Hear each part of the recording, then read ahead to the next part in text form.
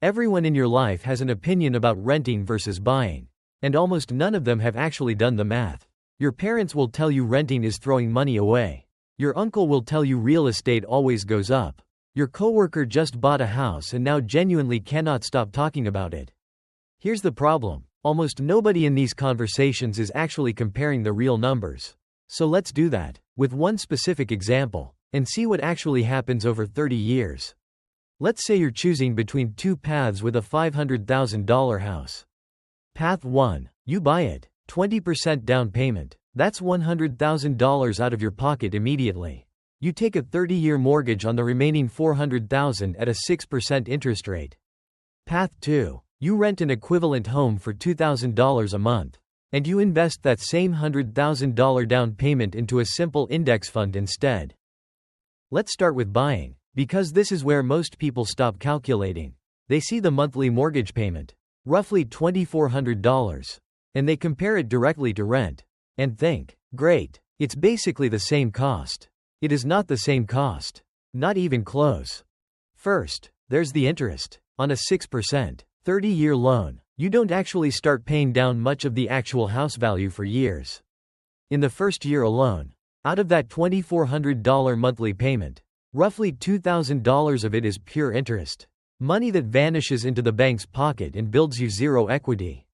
Only about $400 a month actually chips away at what you owe.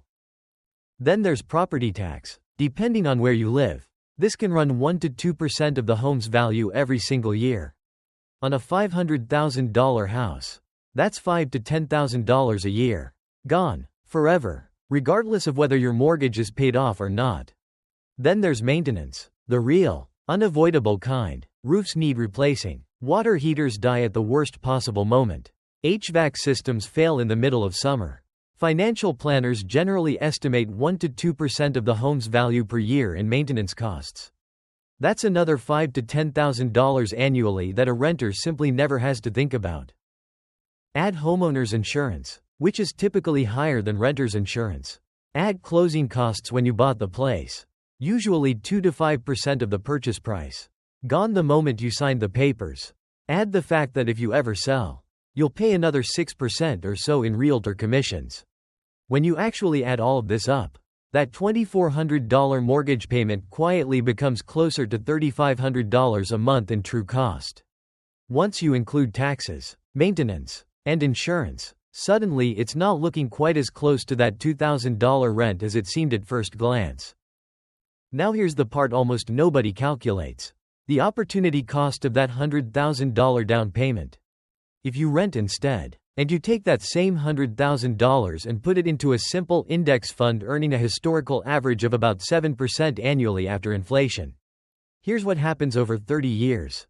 That $100,000 alone, left completely untouched, grows to roughly $760,000. That's not a typo. Compound growth over 3 decades is genuinely that powerful. But it gets more interesting. Remember that $1,500 monthly difference we calculated? The gap between the true cost of owning at $3,500 a month and renting at $2,000 a month. If the renter takes that $1,500 difference every single month and invests it too, at that same 7% return, after 30 years that monthly investment alone grows to approximately $1.8 million. Combine both numbers, the initial lump sum and the monthly contributions, and the renter's portfolio after 30 years is worth somewhere in the neighborhood of $2.5 million. Meanwhile, the homeowner, after 30 years of payments, owns a house completely outright. Assuming a conservative 3% annual appreciation, that $500,000 house is now worth approximately $1.2 million. Let that sink in for a second. Renting and investing the difference, in this specific scenario, comes out over $1 million ahead of buying. Now, before you go cancel any mortgage applications, there's something important you need to understand about why this math exists. And why it doesn't mean renting is always the better choice. This entire calculation depends on one very specific, very demanding condition. The renter has to actually invest that difference every single month, for 30 years straight, without fail, without skipping months, without dipping into it for a vacation or a new car or rough year. In reality, This is incredibly hard to do. Rent money that isn't automatically locked into a mortgage payment has a way of quietly disappearing into lifestyle upgrades instead of index funds. The mortgage forces a kind of financial discipline that most people, left to their own devices, simply don't have. There's also something this spreadsheet cannot capture. A house is not just a financial asset. It's also a place you live in. A place your kids grow up in. A source of stability that doesn't fluctuate with quarterly market reports. You cannot get evicted from a house you own because a landlord decided to sell the building. You cannot have your rent suddenly raised by 20% because the market shifted. There is real, non-financial value in that stability. And no spreadsheet fully captures what that's worth to a specific person's life. And the math itself is wildly sensitive to assumptions. Change the interest rate from 6% to 4%. And buying suddenly looks dramatically more competitive. Change the stock market's future return from 7% to a more conservative 5%. And renting's advantage shrinks significantly. Live in a city where rent is unusually cheap relative to home prices. And renting wins by an even larger margin. Live somewhere rent is nearly as expensive as a mortgage payment. And buying can pull ahead entirely. So what's the actual lesson here? It's not, renting is better, and it's definitely not, buying is throwing money away.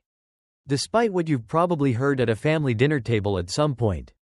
The real lesson is that this decision is a genuine financial calculation with real, calculable numbers. Not a moral choice between responsible adults who buy houses and irresponsible people who rent apartments.